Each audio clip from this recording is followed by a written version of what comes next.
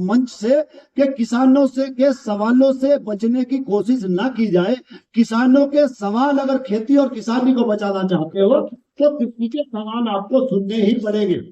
India company का मक्का का बीज बांटा जाता है और उस कंपनी के बीज पर किसी भी मक्का पे कुकड़ी नहीं आई, लेकिन फिर भी उस बीज को ब्लैकलिस्ट नहीं किया गया और आज भी उसी कंपनी का बीज, ये हिल इंडिया कंपनी का बीज, ये उड़द ढांचा सब उसी हिल इंडिया का बांटा जा रहा है। आखिर कौन जिम्मेदार है इस हिल इंडिया को संरक्षण देने के लिए?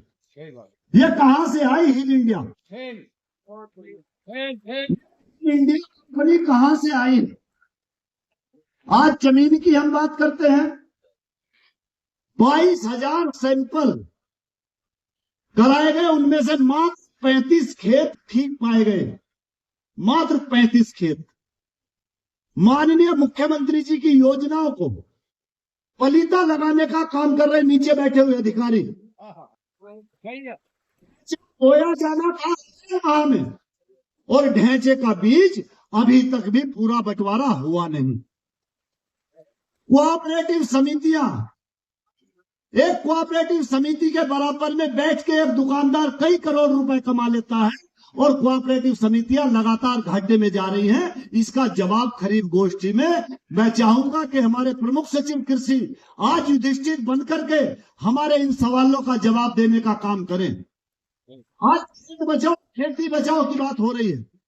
हम पिछले एक साल लगातार गांव गांव जाकर गोष्ठियां कर रहे हैं।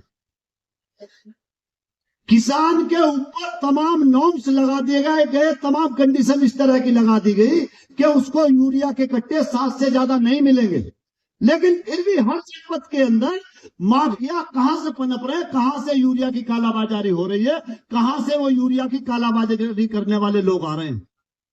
जब किसान को तो 7 ही कट्टे मिल रहे हैं, फिर कहां से यूरिया की कालाबाजारी हुई?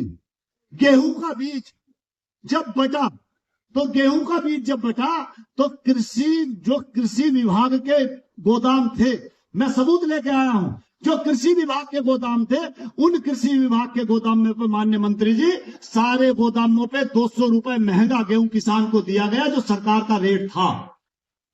अगर किसान का इस बार 3200 करोड़ रुपए का गन्ने का उत्पादन घटा तो पिछले 9 साल का रिकॉर्ड निकाल के दिखाने का काम कर दिया। तो मैं अनुरोध करूंगा मंच से कि सवालों का सामना करो और सवालों का समाधान करो। सवाल बहुत सारे हैं, लेकिन अगर सवालों का समाधान नहीं होगा, पशु वैक्सीन में वेटनरी ऑफिसर भी यहां होंगे, पशु वैक्सीनेशन में 9,33,000 गलघोटू और उसकी वैक्सीन प्राप्त हुई, 5 लाख लगी हुई दिखाई गई, लेकिन जिस गांव में भी जाकर देखा सीबीओ को साथ लेकर गए, कहीं पशुओं की वैक्सीन किसी गांव में लगी नहीं। आखिर वो वैक्सीन गई। माननीय मुख्यमंत्री जी का, प्रधानमंत्री जी का जो विजन है, उस विजन को पलीता लगाने का काम ना किया जाए। और हम नकारात्मक आदमी नहीं हैं, हम सकारात्मक आदमी हैं।